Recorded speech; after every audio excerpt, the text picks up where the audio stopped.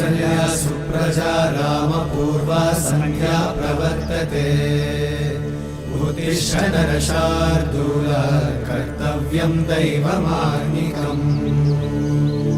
कौसल्या सुप्रजा रामपूर्वा सन्ध्या प्रवर्तते उत्तिष्ठ नरशार्दूल कर्तव्यं दैवमान्निकम्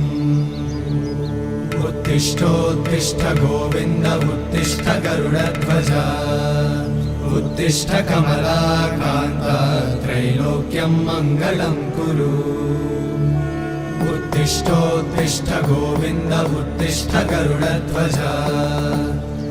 उत्तिष्ठ कमलाकान्त त्रैलोक्यं मङ्गलं कुरु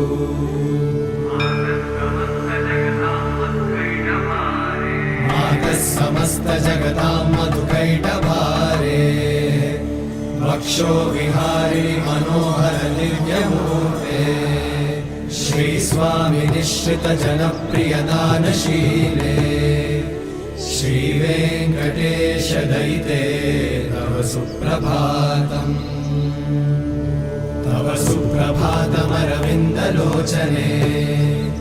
भवतु प्रसन्नमुखचन्द्रमण्डले विधिशङ्करेन्द्रवनिताभिरर्चिते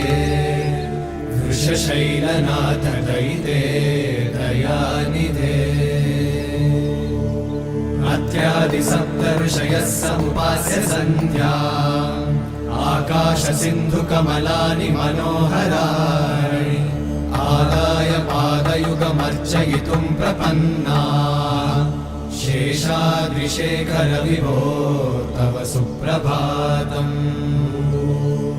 पञ्चाननां च भव षण्मुखवासवाद्या त्रैविक्रमादिचरितं विबुधास्तुवन्ति भाषापतिः पठति वासरशुद्धिमारात् शेषाद्रिशेखर विभो तव सुप्रभातम् ईषत्प्रफुल्ल सरसीरुहनारिकेळ पूगद्रुमादिसुमनोहर पालिकानाम् आवाति मन्दमनिलः सह दिव्यगन्धैः शेषाद्रिशेखर विभो तव सुप्रभातम् उन्मील्य नेत्रयुगमुत्तमपञ्जरस्थाः पात्रावशिष्टकदलीफलपायसानि भुक्त्वा सलीलमथ केळिशुकाः पठन्ति शेषाद्रिशेखर विभो तव सुप्रभातम् तन्त्री प्रकर्ष मधुरस्वनया विपञ्च गायत्यनन्तचरितं तव नारदोऽपि भाषा समग्रमसकृत्करचाररम्यम् शेषाद्रिशेखर विभो तव सुप्रभातम् भृङ्गावळी च मकरन्दरसानुविद्धझङ्कारगीतनिरदैः सह सेवनाय निर्यात्युपान्तसरसी कमलोदरेभ्यः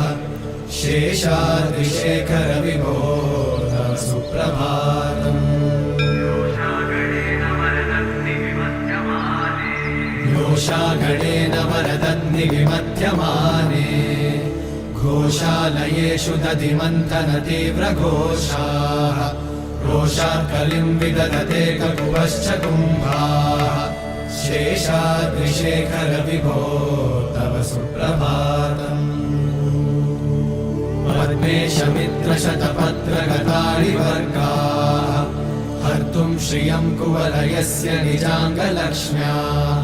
भेरीनिनादमिव बिभ्रति तीव्रनादम् शेषाद्रिशेखर विभो तव सुप्रभातम् श्रीमन्नभीष्टवरदाखिललोकबन्धो श्री श्रीनिवास जगदेकदयैकसिन्धो श्रीदेवतागृहभुजान्तर दिव्यमूर्ते श्रीवेङ्कटाचलपते तव सुप्रभातम् श्रीस्वामि पुष्करिणिकाप्लवनिर्मलाङ्गा श्रेयोर्थिनो हर विरिञ्चि सनन्दनाद्याः द्वारे वसन्ति वरवेत्रहतोत्तमाङ्गाः श्रीवेङ्कटाचलपते तव सुप्रभातम्।